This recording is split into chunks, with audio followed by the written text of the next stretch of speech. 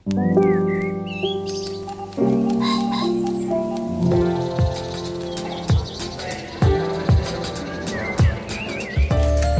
I'm Dana Stevens, and this is the Slate Culture Gabfest Much Ado About Ren Faire edition.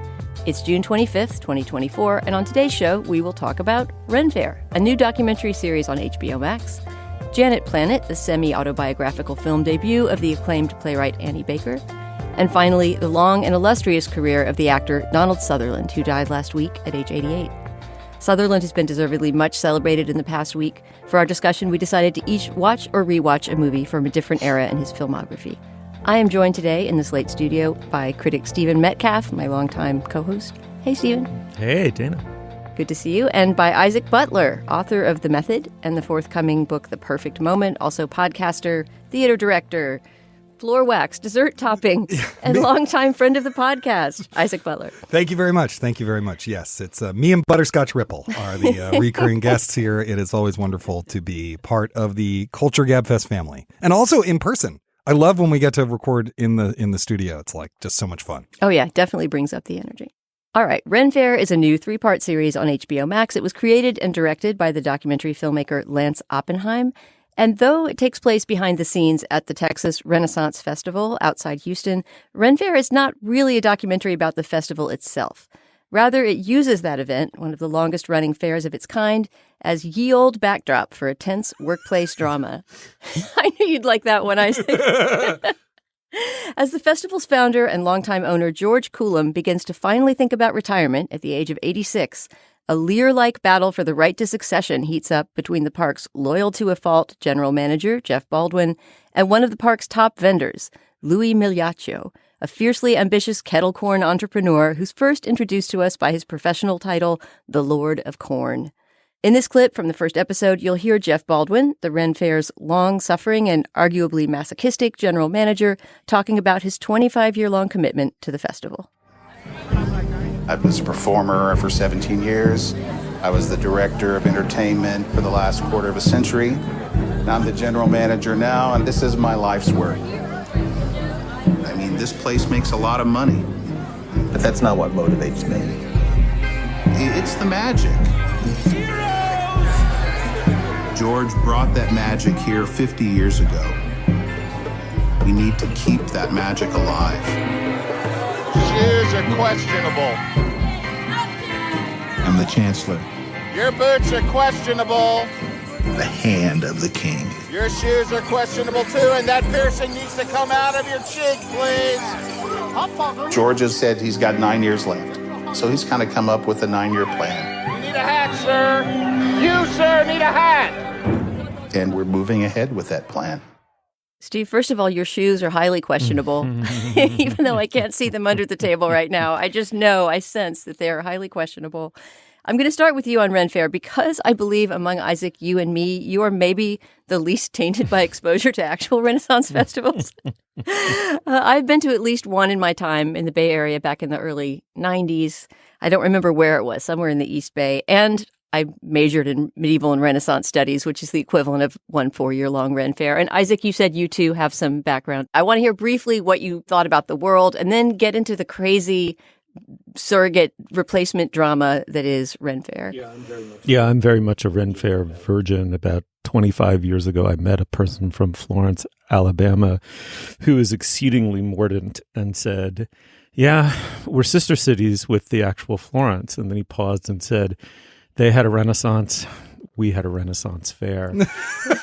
And I sensed how funny it was, but it took me 25 years to see just how funny because I'd never been anywhere near one of these things. Yeah, you have the glossy skin of a man who's never eaten turkey leg with the fried ice cream on the side. Not a sip of grog has passed these lips. But what to make of this document? I'm not sure it always works as a documentary, but as a window into a reality, one probably has very thin acquaintance with the behind the scenes world of a Ren Faire. It's amazing. It's built around sort of two central aspects, right? This Martinet CEO founder at the center of it who took the Ren Faire and massively capitalistically exploited it and turned it into a far more profitable kind of enterprise, providing the template for Ren Faire's throughout the country and world, apparently.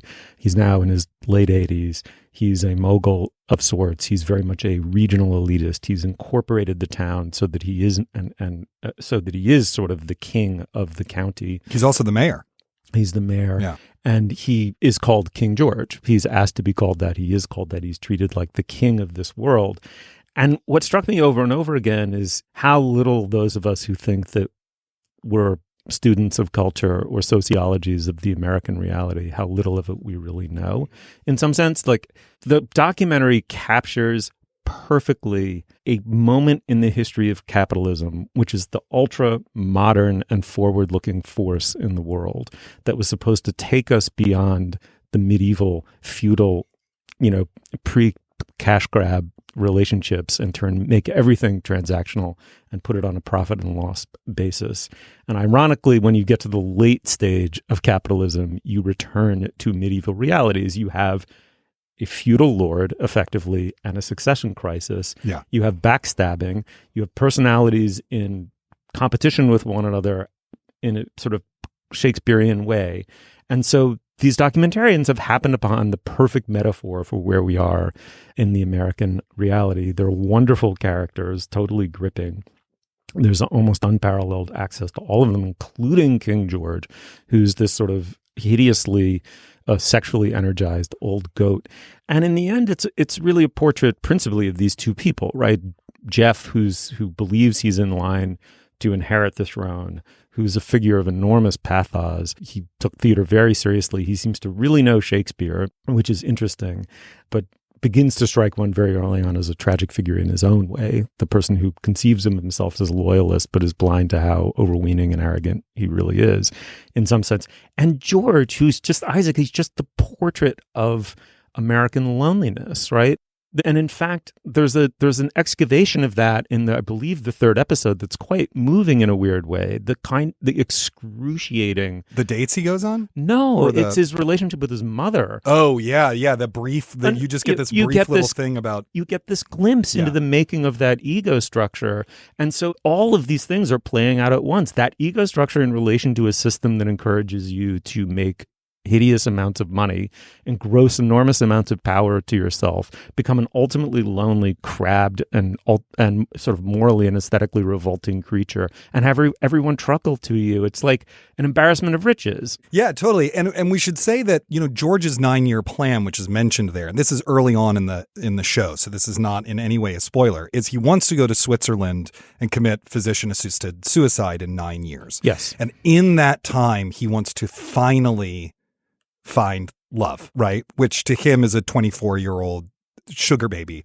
that he can meet online or whatever. So one of the reasons why he wants to sell the festival and why he keeps demanding, I think, an unreasonable price for it, although that's never quite discussed in enough depth over the course of the show, which I think is one of the show's weaknesses, is that he wants enough money to be able to afford to essentially buy a wife for the last 9 years of his life until he goes to Switzerland to commit physician-assisted suicide. So it gives you a sense of George's psychology. We find out later on that he's an ex-Mormon, that his mother was very abusive, et cetera, and so forth. I have very conflicted feelings about this documentary as a documentary. For one thing, I actually think, and it's rare that I ever say this about a television show, it's not long enough. Is actually my feeling. I feel like Shakespeare is done in 5 acts. You're trying to do it as Shakespeare. There should be 5 episodes instead of 3. I think we should get more of the milieu of the Renaissance Festival. And there's key story beats that are not actually explained in enough depth. To give one example, there's a bid for the festival that goes through, and there's conflicting accounts of why that bid falls through. And there's no effort to try to get us to understand which of these accounts is actually correct. Similarly, also, I think there's enough fascinating side characters we don't really learn enough about over the course of that time. Yeah, Darla being a big one. Darla, who only gets introduced in the 2nd episode, and I think is a really fascinating character in her own right. Darla, who's an elephant tamer, who then became the head of vendor services and knows how to handle difficult men because they're like elephants, she says, is fascinating. Jeff's wife is a fascinating figure who after the first episode just kind of disappears. I mean, she's in a bunch of scenes, but we don't get nearly enough of her perspective. So this is a compliment to it that I just wanted more of it. But I also am curious, I'm going to pivot to Dana to see what she thinks of this, about the documentary's style, which is not typical doc style. The director has said that he's as influenced by Vanderpump Rules or whatever as he is by Frederick Weissman. And you can really tell a lot of it feels very staged to me. Yeah. And some of it is deliberately. There's fantasy openly, sequences. Yeah, exactly. Yeah, but there's other sequences where you're like, how did the camera get this close to these people? Is this a recreation of this conversation? Like, what's going on with this? And as a nonfiction writer, sometimes I was just like, I think you're crossing a line here. Sometimes I feel like a line is being crossed. And so I just wanted it to step back from that a little bit. I didn't want The Hills, but set in a Renaissance festival. Do you know what I mean? The subject matter is interesting enough that I just felt like it was being goosed a little bit further than I was comfortable with. Did you feel that when you were watching it? Yeah, very much so. And yet, like you, I admired it and wanted more of it, which I also rarely say about a TV documentary. Just briefly on the length. Or any TV show. What TV show do you want more episodes of? Yeah, almost every TV show is too long. And when this first started and it was 3 hours, and I think the first hour is really exciting because all these characters are introduced and it all feels sort of like too good to be true. Later on, you kind of realize it is a bit too good to be true, and I will get into some of the stuff that is goosed. But during that first episode, I thought, wow, this is going to be like Telemarketers, a documentary that nailed it on, I think, the length and the episodic kind of nature of, the cliffhanger at the end of each episode. It told a real story that wasn't massaged, but that felt like it was sort of occurring in acts, right? And isn't it only 3 episodes? Isn't Telemarketers Yeah, also? exactly. That's why I was thinking, this is going to nail that 3-hour, kind of arc of 3 episodes. But I kind of agree. It needed a bit more, especially the last episode really rushes to an ending, and it doesn't have the kind of completed feel that Telemarketers did. But on the reality massaging, I was almost relieved to read about this movie, that when it premiered at festivals last year, it was billed as a docu-fantasy, or, that the filmmaker Lance Oppenheim actually requested that it get some sort of treatment in the program notes, that it would not be a straight-up documentary, because he himself talks about the way he enacts these fantasy sequences, in particular with Jeff Baldwin, who, as we noted, is this, would-be Shakespearean actor who goes around in character at the fair. I mean, he is a guy who dramatizes his every moment, right? And so it does make a certain amount of sense that in trying to draw out the inner experience of someone who is constantly self-dramatizing, you would have them, for example, read a letter that they wrote to camera. I don't mind reading the letter that he wrote to camera. I mind stuff like there's a lot of scenes of George sitting in this kind of chapel he's built. And then there's weird voiceover of like what's supposed to be the angels in this chapel talking to him. And I'm like, is that his experience of that moment? How do you know what they said? Like, did you ask him and this is their words and you're putting it there? Or did you need a story beat here to get to the next one? And sometimes the dialogue, like in the first episode, the sequence at the bar where Jeff is demanding his wife swear fealty to George when they're in Germany. I'm like, it just feels like they said, now have a conversation where this happens, and stuck the camera. I was talking to a documentary filmmaker friend of mine. It's like the camera work is almost too good. Do you know what I mean? It's like the shots, like everything's just a little too perfect. We read a piece in the New Yorker for research for this episode that I think mounts a very valid and spirited defense. And I want to say I liked Ren Faire. I'm just trying to talk through my complicated feelings. It's like they all have such a heightened sense of themselves that the style of it sort of reflects that. And I agree with that. I just feel like it just felt a little too staged at points. I'm with you completely. I think what rescued my credulity, if that's the right word, was, you can synthetically arrange a situation between a couple of people a la reality TV, which might break the rules of documentary filmmaking or nonfiction in general. I totally am in sympathy with that. At the same time, and reality TV has proved this over and over again. What transpires between the two people in a semi-scripted moment can be highly spontaneous and very true to their life situations and personalities. And over and over and over again, Dana, in this documentary, you realize you are watching people for whom everything is in fact at stake. It's deeply rivalrous. Their quasi-weird, Oedipal, envious, murderous relationship with George is quite real. And the portrait, it's perhaps not factual or scrupulous according to the, dictates of nonfiction, but it's true in some elemental way that really comes across. Yeah, I think you're right. There's some moments where I started to feel like, is this too much like reality TV? The two, the sort of good aspirant and the bad, the sort of kettle corn on usurper. And it seems as if they're being set up as rivals, a la The Bachelor, The Bachelorette. But I feel also like the show is aware of that, and at its better moments sort of stages things in a more Errol Morris-like way that is still cognizant of the fact that the truth matters. Yeah, totally. I wonder, I know that the subjects of the series have seen the series, right? Some of them saw advanced copies of it. I don't want to get into the ending, but there's been stuff that you should Google what has happened since the ending of the series if you want to know, because the series had an impact on how the festival is run and some decisions that George has made. I wonder how Louis feels about it, because the thing that I kept thinking while watching the show is there is no evidence that Louis is evil. He's constructed in this way, like he's Edgar or Goneril, right? But actually, he just seems like a guy who's working himself to death, drinking too much Red Bull. He has this idea for the festival. I was never clear on why we were supposed to think he was this sort of dark and malevolent force. You know what I mean? The thing that Darla and Louis both realize is that someone has to push George out, because otherwise he'll die, and he has no heirs. He'll die, and then the fate of the festival itself will be up for grabs, and it will probably go out of business. So someone has to get rid of him. They recognize that, which is true. You know what I mean? But why we were meant to think Louis wasn't a great guy, other than he's Italian and dresses in black leather. All right. Well, I think as we wrap, at the very least, all three of us would say you should watch Ren Faire. No? I think so. I think both in terms of its style, which we all had quibbles with, and its substance, there's a lot to think about in those 3 hours. All right. Well, it's streaming on Max. It's called Ren Faire. Check it out and tell us what you thought at culturefest@slate.com.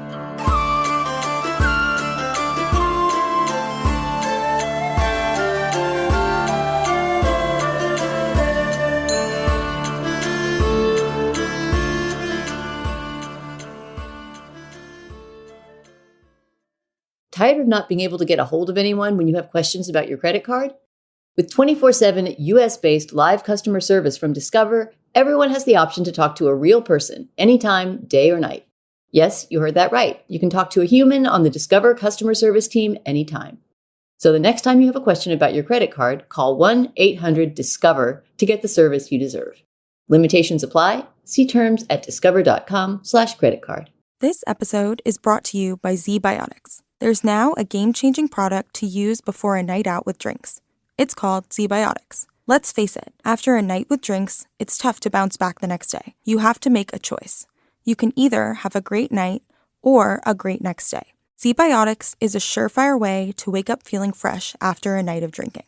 ZBiotics pre-alcohol probiotic drink is the world's first genetically engineered probiotic. It was invented by PhD scientists to tackle rough mornings after drinking. Here's how it works. When you drink, alcohol gets converted into a toxic byproduct in the gut. It's this byproduct, not dehydration, that's to blame for your rough next day. ZBiotics produces an enzyme to break this byproduct down. Just remember to make ZBiotics your first drink of the night, drink responsibly, and you'll feel your best tomorrow. Go to zbiotics.com/culture to get 15% off your first order when you use culture at checkout. ZBiotics is backed with 100% money-back guarantee. So if you're unsatisfied for any reason, they'll refund your money, no questions asked. Remember to head to zbiotics.com/culture and use the code CULTURE at checkout for 15% off. All right, Steve, since I'm in the host chair this week, it is time for me to ask you about the week's business. What have we got? We have 2 items of business. The first is that this is the last week for our listeners to submit songs for the Summer Strut episode. The list is swole, man. That's got to be, I think it was 400 songs roughly last year. And even after we restricted each individual person's contribution to whatever 3 or so songs, even so, I think we're going to hit that 400 or maybe exceed it. It is quite the list. So we're impressed, but we're not done yet, people. You have a little bit of time left to send us a song. So if you've got something you're strutting to or swaying gently in the hammock to, we'd love to know. Send it along. Otherwise, the only other item is to tell you about the Slate Plus segment. Slate Plus segment. Today we talked about criticism, giving and receiving, what it's like in multiple contexts. It's keying off of an Atlantic Monthly article called How to Take and Give Criticism Well by Arthur C. Brooks.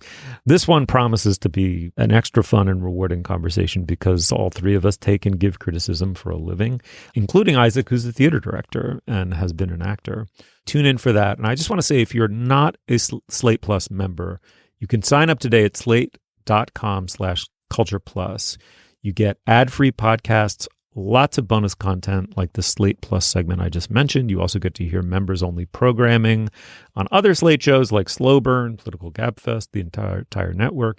Members get unlimited access to all the great writing on slate.com. You will never, ever hit a paywall if you're a Slate Plus member. Sign up today at slate.com/culture plus. Again, that's slate.com/culture plus. All right, let's go back to the show.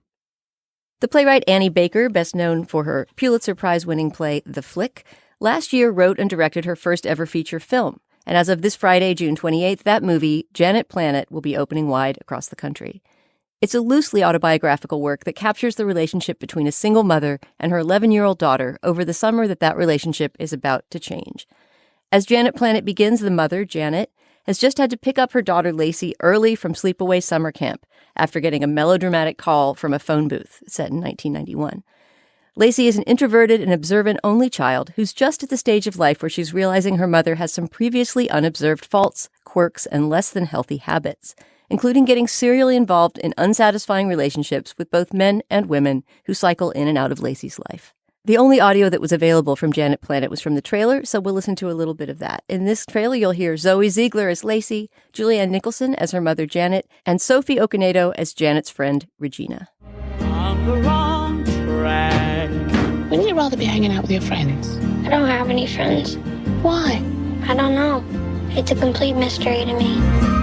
You're a beautiful person, Janet. But objectively, you do make bad decisions. Well, who knows? Well, you know. I've always had this knowledge that I could make any man fall in love with me if I really tried.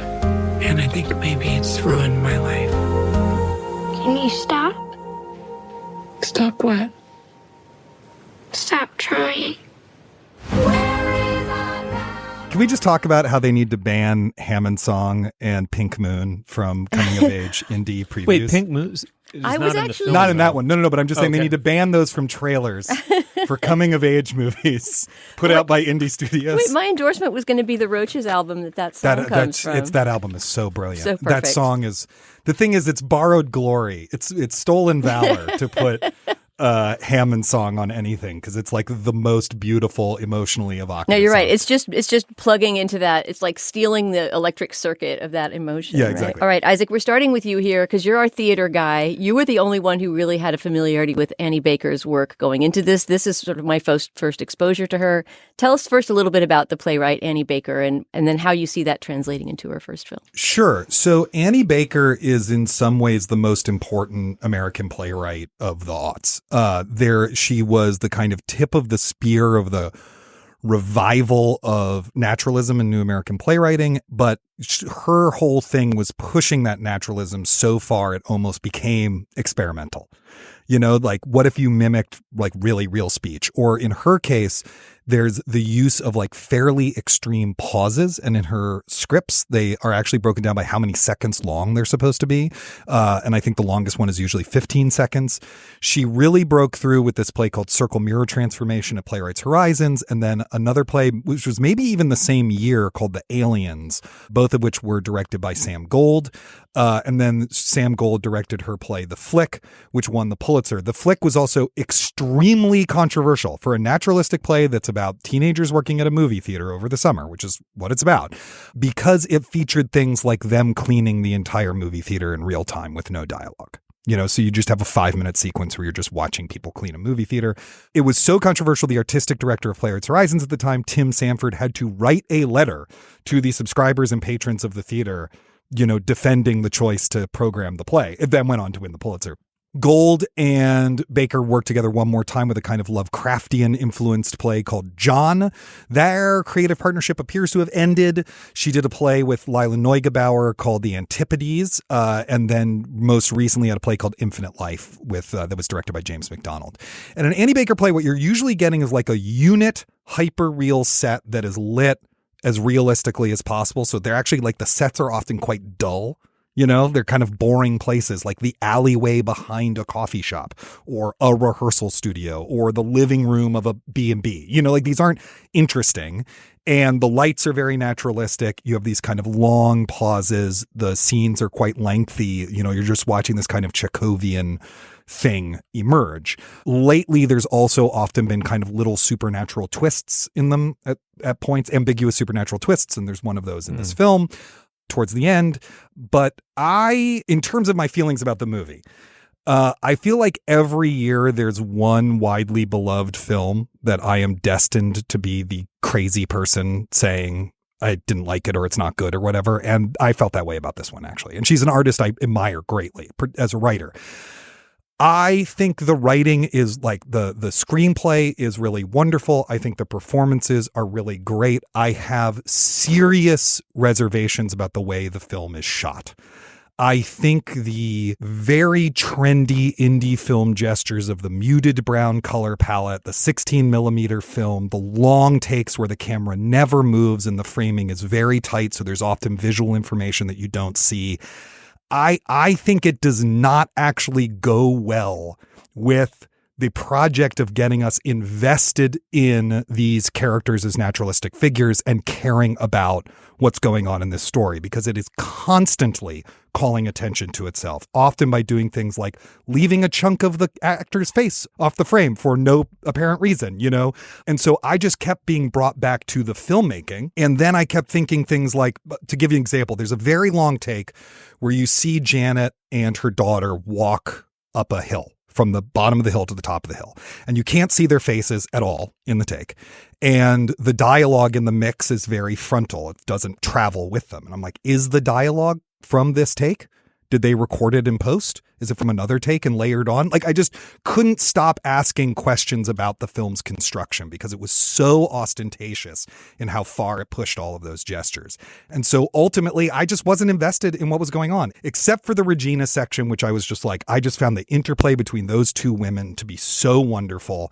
I was really into it. And then just once we got back to the third section, I just lost interest again. I was very irritated by the end of this movie. So I'm going to be the madman in the wilderness, shaking my staff with my long beard, dressed like a hermit, being like, but what about the shot framing? What about the shot framing? I just wish the Dardennes had directed it or something. Do you know what I mean? And then I feel like I could have gotten into it more. Okay. Well, you know how you exit a movie theater and you think, it's not just that you liked the movie, you're profoundly grateful that you saw the film. Yes. I was of course. I was profoundly ungrateful that I'd seen this movie. I hated it from beginning to end. It is modestly enlivened by the presence of Regina in the middle act of it. I have a fellow hermit on my heath. Wait, but Steve, you don't think that Julianne Nicholson and the little girl who played Lacy were both excellent too? I think they worked very well with the material that they were given. Yes, absolutely. But I mean, the film, the word that you used that I thought was really leapt out for me was ostentatious. There's a kind of ostentatious lack of ostentation to this film that's, to my mind, arrogant in what it presumes on behalf of the patience of the viewer, which I do not walk into a movie theater believing that I am indebted to a filmmaker or their idea of truth, aesthetic or otherwise. And yet this movie treated me as if I were indebted to its attitude towards how to tell a story, what counts as being true to life, what counts as a work of art. I was neither instructed nor delighted by the experience that I had at all. It is incredibly boring. Very little happens. is wise about what it thinks it's about. What it thinks it's about is fascinating, which is the title of the movie, Janet Planet, suggests many, many things. It's almost one of the best things about the movie. This is a person with a center of gravity that has made her life, but also started to destroy it. Ultimately, her ability to attract to herself people who orbit around her. I personally do not see her charisma. I found the first person that we see, it's sort of a 3-act structure, 3 people who enter this tiny world of the mother and the daughter and then are in its orbit and then exit it. The first part, the person's a total cipher. He's a middle-aged man filled with unresolved rage and like expresses itself as really deep, horribly self-involved silences. He's a total cipher. He's not a drawn character at all. We knew nothing about him. The painterly gesture of giving us what she gives us of him and we're supposed to somehow fill in is ridiculous. It doesn't work at all. So the movie begins inertly. But the second meaning of Janet Planet to me is the really interesting and somewhat persuasive case for the film is related to it, which is that the movie's really about a child at the moment where their own consciousness begins the painful process of separating from a parent that they deeply love and are very dependent upon. And she's depicted, I think, as a very good mother. And I like that the film is not about how she's a narcissistic monster who's servicing herself by keeping her child in some sense dependent upon her while also ultimately coldly rejecting the child. She's in no way a caricature of a bad mother. In fact, she's a very human portrait of a good one, which creates an ultimately human situation, which is that at a certain age, 11 in the case of this film, a sense of self-awareness as a separate creature is going to begin to happen as you move into adolescence. And it's happening for this girl, and it's very painful for her, in part because of how much she loves this very good parent figure, solo parent figure. And that planet, right, needs that, you know, her orbiting the sun, right, or her orbiting the planet, the moon, she's the moon to the planet of her mother, is going to have to go onto its own axis and break away. And I thought that could have been interesting, but the movie was so aggressive in its need to not entertain me, to not make anyone charismatic, to not in any way heighten reality, condense it, to tell a story in a traditional sense, or present people. I came home and I said to my daughter, she said, "What do you think of the movie?" I said, "I hated every minute of it. I didn't only want the price of my ticket back. I wanted the subway fare." Right? I was like, I walked out like mad. I was like, "You just wasted my fucking time," in the expectation that I'm going to honor your bold choices.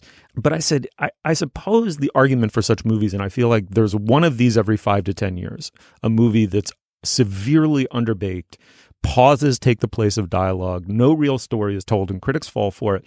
And even the people who see it and pretend to like it forget it completely. I can't even think of the title, and I've seen 5 of them in the last 25 years. And they all are greeted with the same enthusiasm.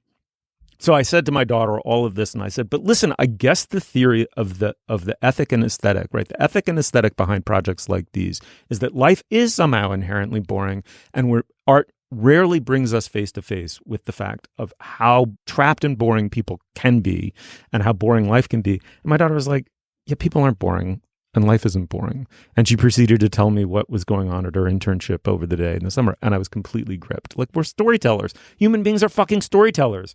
I'm sorry. I feel no debt here. I don't need to contemplate my relationship to story, character, humor, laugh, caring.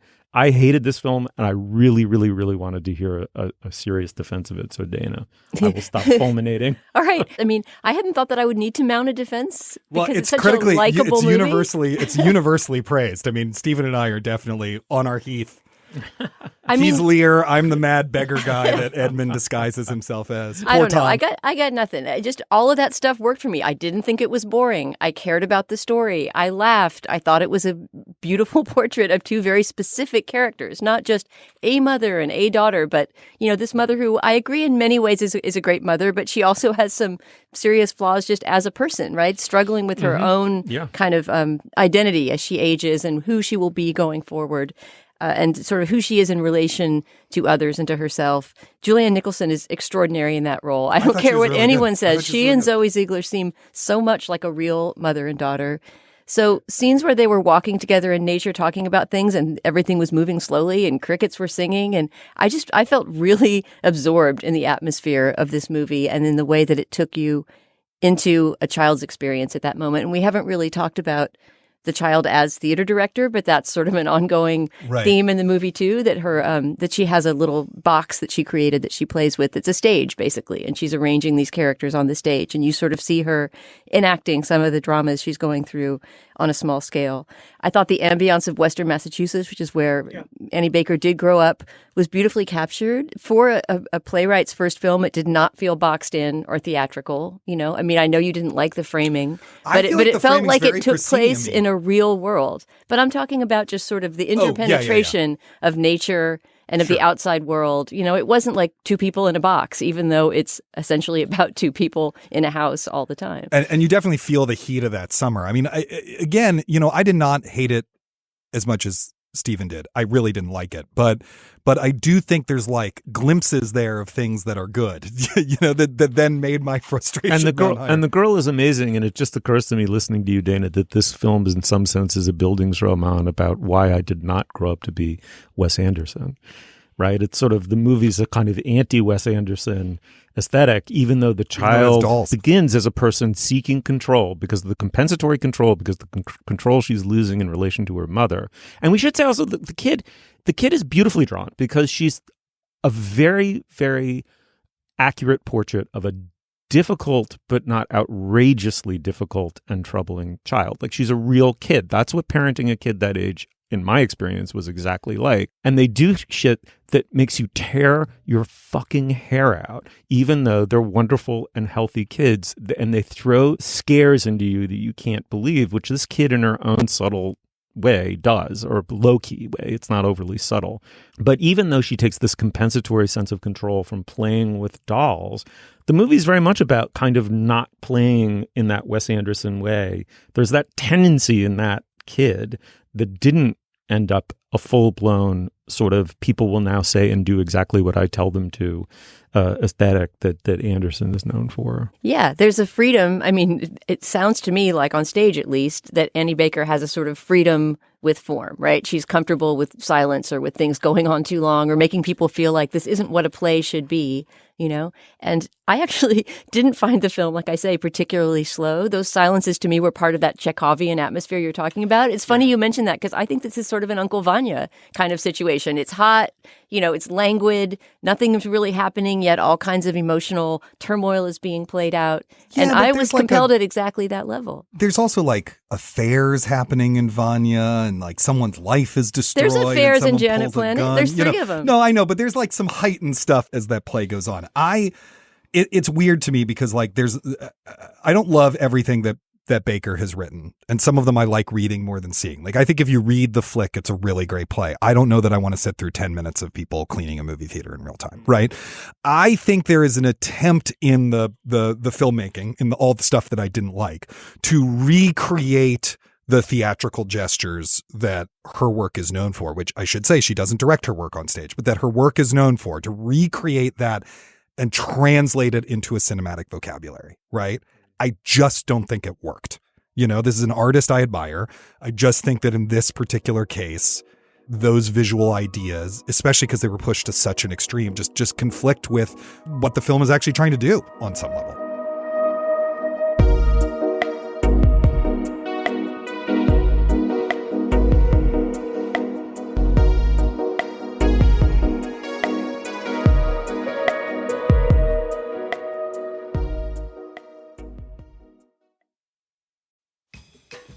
This message is sponsored by Greenlight.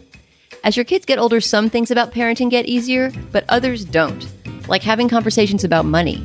The fact is, kids won't really know how to manage their money until they're in charge of it, and that's where Greenlight can help. Greenlight is a debit card and money app that's made for families. Using it, parents can send money to their kids and keep an eye on their kids' spending and saving, while kids and teens build money confidence and lifelong financial literacy skills. With the Greenlight app, kids learn how to save, invest, and spend wisely, thanks to games that teach money skills in a fun, accessible way. The Greenlight app also includes a chores feature where you can set up one-time or recurring chores and reward kids with allowance for getting them done. I am actually a user of Greenlight and already was before they asked to advertise on our program. Another parent of a teenager recommended it to me as a way that you can give your kids money when they need it to do things like buy lunch when they're out, without just giving them your credit card and watching the bill mysteriously get higher and higher. It's essentially a sort of portioned out debit card where the parent gets to choose how much money to send and when.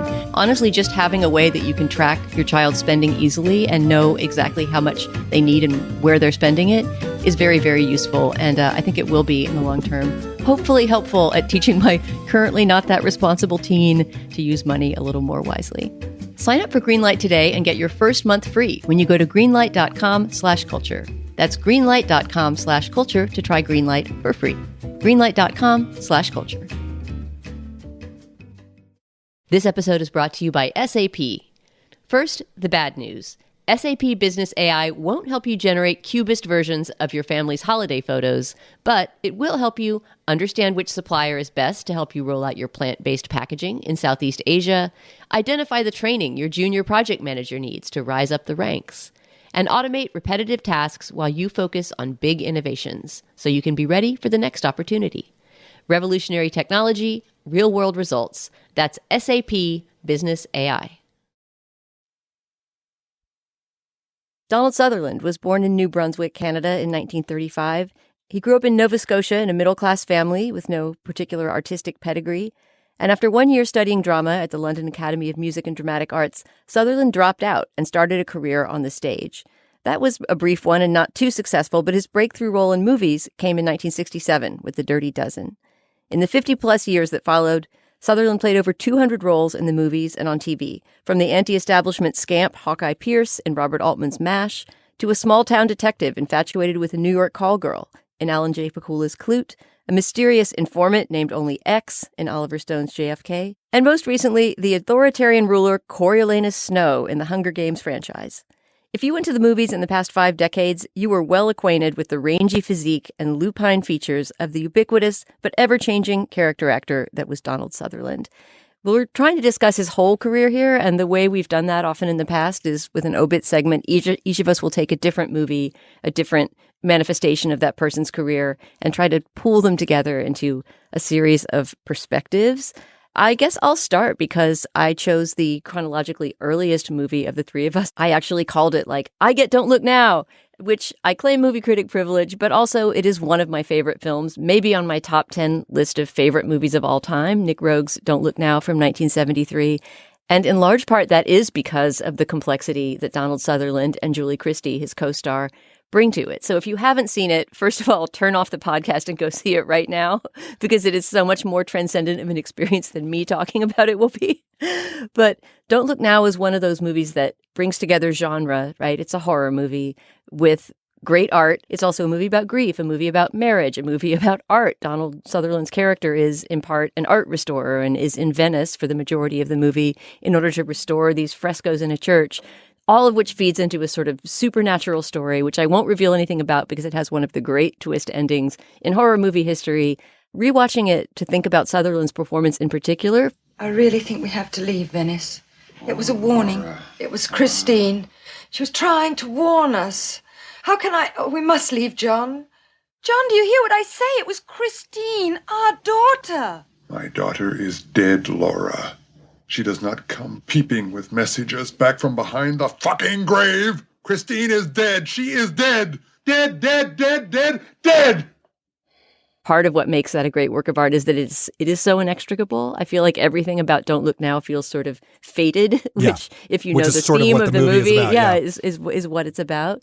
But it really struck me that Sutherland, especially in that period, that kind of 1970 to 1980 period when he was in all kinds of genre movies, right? That was the period of Invasion of the Body Snatchers and Don't Look Now as a horror movie as well. He was a guy who was perfect in a genre movie because he brought this extra dimension to it, right? Like he could evoke horror, he could evoke sort of the uncanny and the otherworldly with those slightly protruding eyes that he had. But he also knew how to kind of elevate that. And that's exactly what Don't Look Now is about. It's about, taking these genre elements and turning them into something sort of transcendent and lifting them above. It also has one of the most justly celebrated sex scenes in film history. Jesus Christ. Which is, I feel like, in every conversation about sex in the movies, which we've been having a lot of lately because of, I guess, this millennial aversion to movie sex or something. I don't really understand that meme, and I'm not trying to tar all millennials with that brush. But, you know, this idea that sex scenes don't move a narrative along somehow, that they're just like eye candy that you're supposed to stop and stare at, is so profoundly untrue of that scene in Don't Look Now, which, among other things, is placed very early in the movie, right? So it's almost a character establishing scene for the state of the marriage of these two characters, Donald Sutherland and Julie Christie's characters, who, this isn't really spoiling anything, it's the first minute of the movie, have just lost a child. Right. And so it's this act of mourning that they're kind of coming together, and it's a sort of commitment to start a new life without the child, which the trip to Venice is part of as well. But there's also something about this sex scene that is part of the kind of fatalistic vision of the movie. There's incredible editing in that scene. Remember, Isaac, that cuts in between the two of them naked in bed together, not extremely graphic in terms of what you see, but like just getting to see it for so long, I think, is what's unusual maybe. It cuts between them in bed together, and then the moment just after, the moment that, you know, they've just made love, Julie Christie's getting ready for their dinner out, their night in Venice, and we cut in between the two. And that sort of like seeing the present and the future at the same time will later in the movie become really thematically important, right? The idea that like past, present, and future are sort of wrapped up in one moment. What I'm trying to say here is Donald Sutherland and only Donald Sutherland could have brought, I think, that quality of sort of profundity, eeriness, and yet also he has always a sense of humor. He's always a reasoned figure, right? Which in movies like The Invasion of the Body Snatchers becomes, again, part of the theme. Right. He's the one guy who sees that the pod people are coming. So it's Sutherland at his best. I don't know. Isaac, you take it away. Yeah, and I should also say Don't Look Now is streaming currently on the Criterion channel. So if you haven't seen it and you subscribe to the Criterion channel, it's very easy to access. It's literally on the homepage right now because their people are smart. You know, we read for preparation this wonderful Guardian collection of reminiscences from his collaborators. And the one from James Gray is really incredible. And it sort of captures my own thinking about Sutherland and his historic moment really clearly, which is just that it was very contingent. Donald Sutherland could only have become a movie star in the exact period that he became a movie star, which is to say 1968 to 1980, let's say, but especially 1968 to 1975. That's the only period where someone who looked like that could be a sex symbol, where the kind of subtlety he brought to a performance would be that valued, where he could become a leading man instead of like the weird character guy. And I think that's really true. I think one of the things that sets him apart from a lot of his contemporaries during the new Hollywood moment is how subtle and small his performances often are. They're very contained. There's a lot of subtext going on, but there's not a lot of like fireworks to the performance. You know, it's all the fireworks. They're indoor fireworks, to quote Elvis Costello, right? He's not like letting it all out. And it's that restraint and that withholding that I think is, and the patrician voice, right? That's so key to his power. It's also the key to his range. I mean, if you just think about his iconic roles during that period, MASH, Don't Look Now, Clute, Invasion of the Body Snatchers, and his early work in The Dirty Dozen and stuff, like those don't really have anything in common. Do you know what I mean? Like the fact that one guy could do all of those things, from the hipster comedy of Hawkeye Pierce to Clute, where, you know, these sort of this emotionally damaged, withdrawn, you know, very stalwart repressed, private eye, very repressed, is remarkable. You know, that he could be in MASH, which is just wall-to-wall sexual harassment, to Clute, where the guy's like kind of uptight, is really incredible. So I love Clute. That's not the movie I chose. I do think if you haven't seen Clute, it's an incredible movie. Oh God, the style alone. The style Jane Fonda's clothes. Jane Fonda's clothes, the camera work, the Michael Small score is unbelievable. Clute's really, really a wonderful film. I chose Invasion of the Body Snatchers 1978, which usually is what you have to look it up as if you want to stream it, because there's so many different versions of that movie. What's really fascinating about that film on rewatching it is how long it takes before you start liking or rooting for Donald Sutherland's character, because he is actually like a total asshole for the first like 10 minutes of that movie. He is playing the least sympathetic genre of character, a health inspector of restaurants. You know, like only working for the IRS would be less sympathetic on camera, right? And the first thing you see him do is kind of shutting down this restaurant and being a total dick to everyone. What is that? A caper. No. Do you presume to tell us what is in the stock? It's a rat turd. A what? A rat turd. There's something kind of repulsive about him at first. And there's a bravery in having the first thing you see of your character be them at their least likable. As soon as Brooke Adams shows up, and you realize he's in love with her, of course, and always has been, even though she's married and he's his close friend, he establishes all of that in like 3 lines with one look. As soon as she shows up, he turns into this kind of lovable, kind of amazing, driven, moral, righteous hero. You know, the film is filled with all sorts of other wonderful stuff. You get this really period look at San Francisco. Leonard Nimoy plays an oleaginous new age psychiatrist who wears this weird leather gauntlet all the time. And it's an amazing performance. Leonard Nimoy's incredible in it. There's a lot of weird small parts by actors who would go on to be a bigger deal. Like Kevin McCarthy has one line in the movie. And it's also doing this really fascinating thing. The original Invasion of the Body Snatchers is about American conformity during the McCarthy era. This one is sort of about American leftist conformity in that they're all reading new age books. It's only a little bit. It's sort of Jonestown era San Francisco. You know, there's the fear in it is not as easily politicized as this is the fear of the right. It's a more prismatic movie, and the special effects look amazing. That's the weird thing. It's a movie made in 1978. It's all practical special effects, and they look incredible. They look timeless, and his performance is just incredible. But it's incredible again in this really subtle way. You know, in that Guardian piece, someone mentioned that Sutherland was very sad that he had never gotten nominated for an Oscar. Maybe not because he cared about honors, but because he cared about being part of this community, and he felt like that community did not really accept him. Never nominated. And he got an honorary one. But you can see in these movies why, because he's not showboating ever. There's just no showboating to him. So that's my pick is Invasion of the Body Snatchers. It's also just like a great, very pleasurable summer horror movie, you know? What about you, Stephen? I watched 6 Degrees of Separation, which I saw when it came out and haven't seen since. It came out in 92. It's based on a stage play. It's a very, very stagey film adaptation by and large, though it does things with the film medium that are really integral to the way it's presented in the movie. There are leaps in time and space that would be virtually impossible on stage. It very quickly, the movie it's based on a true story of a young Black man, roughly college age, who I can't remember in the Hamptons or somewhere in, Oat, New York, was an imposter. He passed himself off as the friend from college of children of very, very upper bourgeoisie New Yorkers, and also claimed that he was Sidney Poitier's son, which was catnip to people who really wanted to believe it. He was obviously, in the movie, he's played by a very young Will Smith. He's depicted as hugely charming and charismatic. He delivers an astonishing monologue at one point about Holden Caulfield and Catcher in the Rye.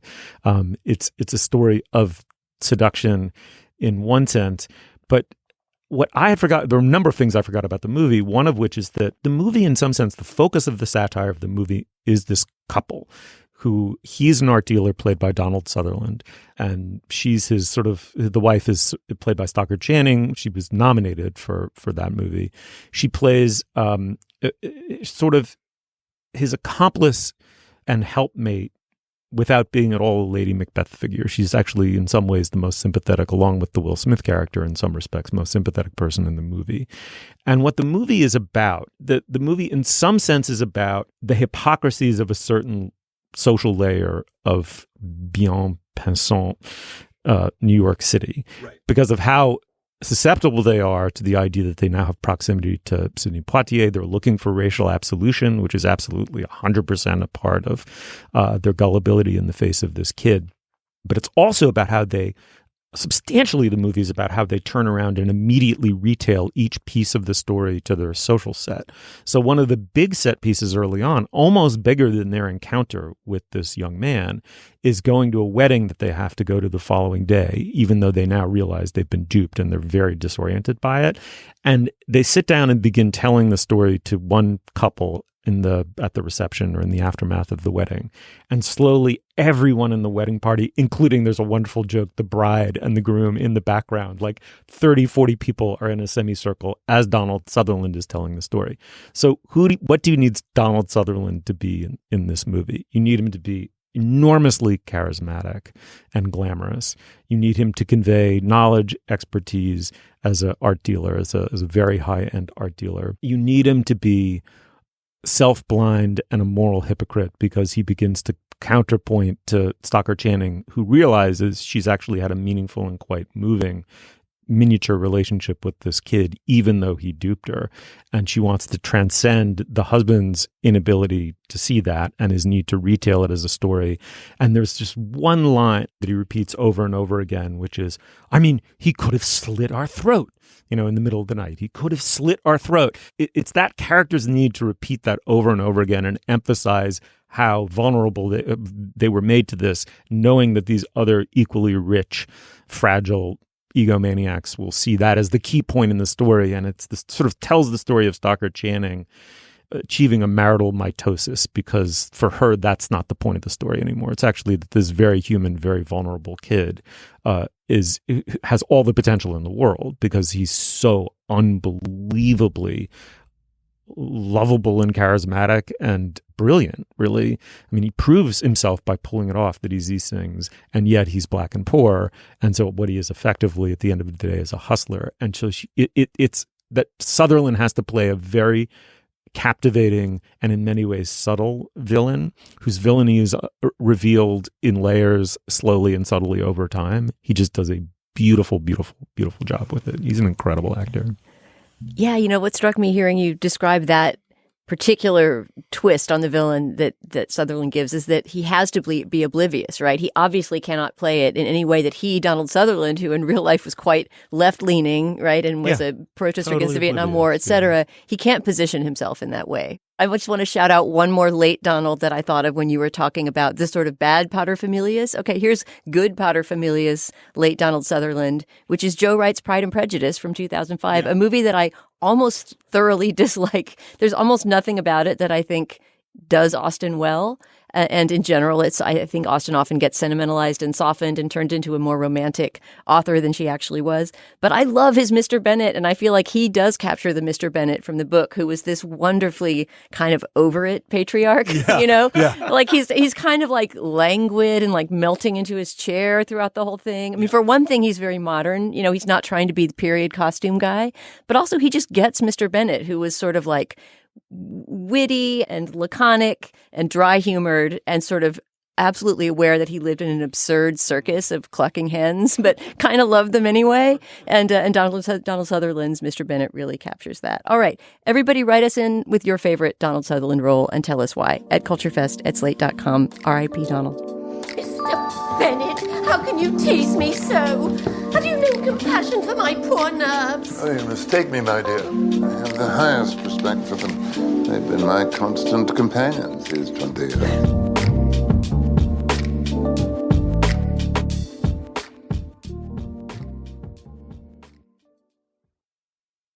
Tired of not being able to get a hold of anyone when you have questions about your credit card?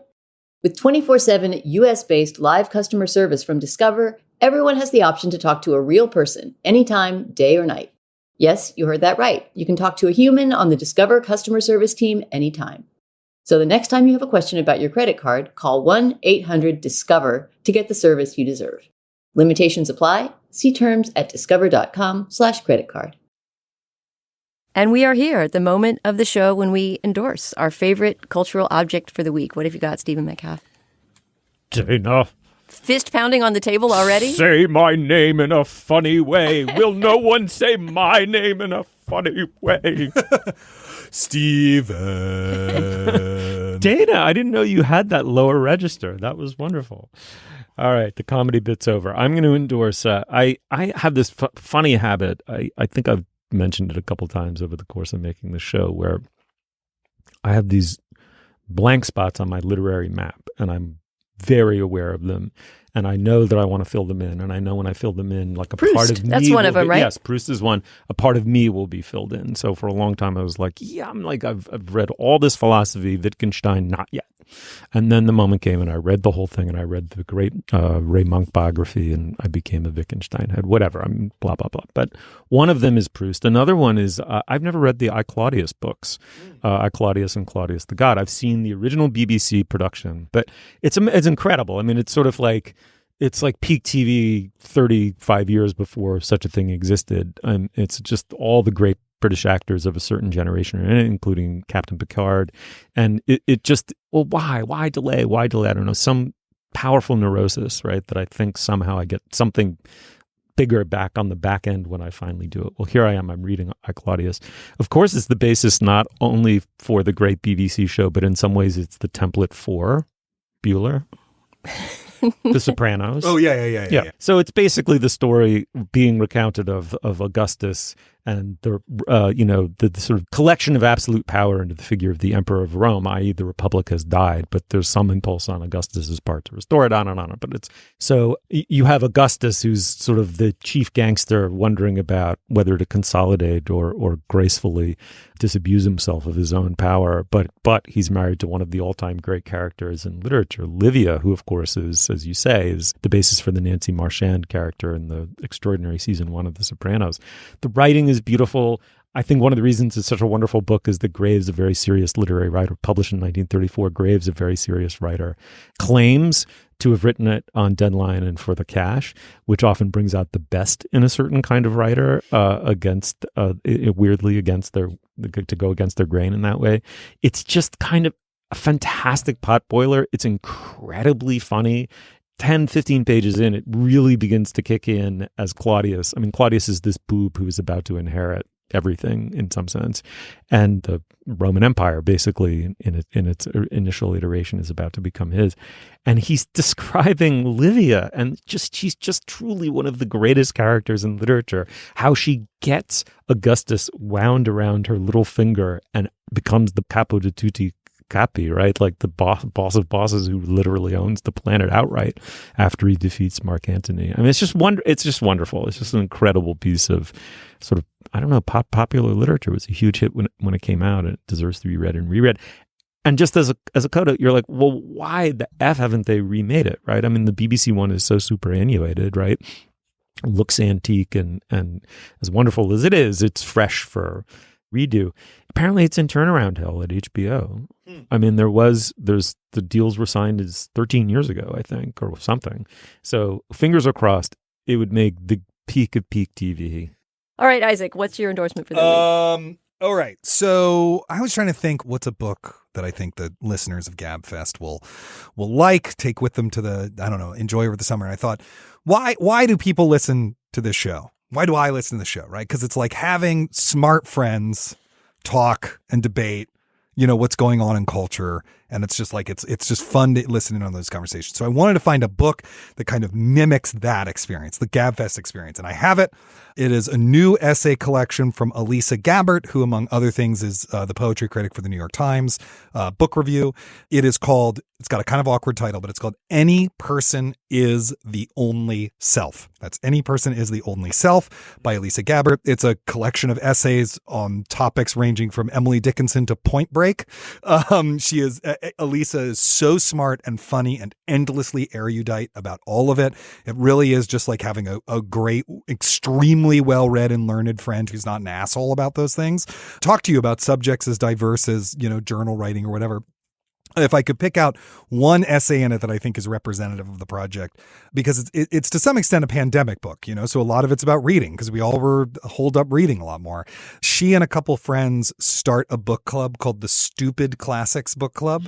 So the idea is that it's classics that you would have read in like late middle or early high school if someone had assigned them, like a separate piece or that sort of genre of books, and that you're probably never going to read unless you have a book club to read them. So they have the Stupid Classic Book Club, and she discovers that Jekyll and Hyde is like a stone cold masterpiece, and then she discovers that Fahrenheit 451 is the dumbest fucking book ever written. And it's about, so it has those kind of strong opinions. It's very funny. I just absolutely love this book, and I think everyone who likes Gabfest will enjoy spending, a few hours in Elisa's company. So that's exactly my kind of reading and writing. Totally. I love a good essay collection, so that sounds amazing. Dana. Wait, do you want to do it so you can do the name? Should we do it together? 1, 2, 3. Dana. I thought maybe we were going to get the na a la Steve. Mine is actually inspired by the movie that I liked and you both hated this week, Janet Planet. And listeners heard a little bit of it if you heard that clip from the trailer of Janet Planet. If you go down to Hammer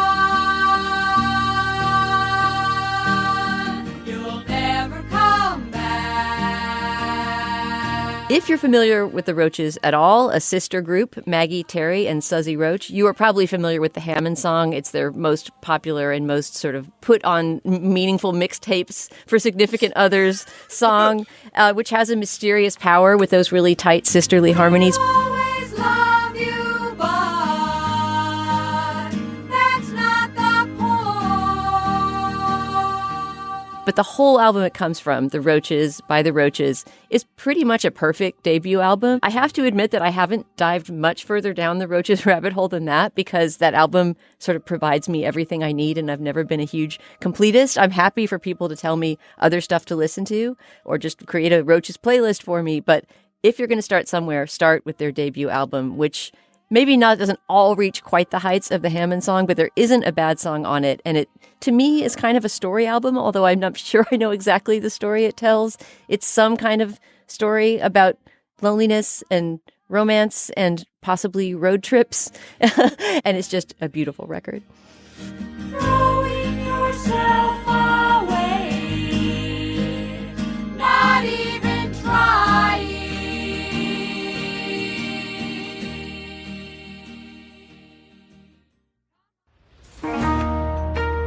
And that does it for this week's episode of the Slate Culture Gabfest. You'll find links to some of the things we talked about today on our show page, slate.com/culturefest. You can always email us at culturefest@slate.com with your comments or suggestions. Thank you to both of my in-studio co-hosts today, Stephen Metcalf. Thanks, Dana. That was really fun. It was a good one. And Isaac Butler. I always love guesting on the show, so thanks for having me. Our music is by the composer Nicholas Britell. Our wonderful production assistant is Kat Hong, and our wonderful producer is Jared Downing. For Isaac Butler and Stephen Metcalf, this is Dana Stevens. Thanks so much for joining us this week, and we'll talk to you again soon.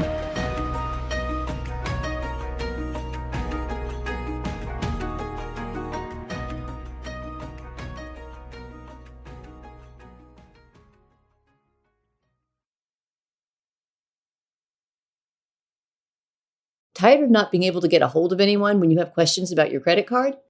With 24/7 US-based live customer service from Discover, everyone has the option to talk to a real person, anytime, day or night. Yes, you heard that right. You can talk to a human on the Discover customer service team anytime. So the next time you have a question about your credit card, call 1-800-DISCOVER to get the service you deserve. Limitations apply. See terms at discover.com/creditcard. Five Below means hot stuff, cool prices, and the best kind of fun anywhere. The trends you see all over your feed can be yours for way less than the rest. Like can't keep in stock candy and snacks, brand name beauty, the latest tech, room decor, and lots more. Plus, get extreme value finds you just have to see to believe in our 5 Beyond shop. Yep, you could say we're kind of a big deal here. Shop over 1,600 stores nationwide and fivebelow.com.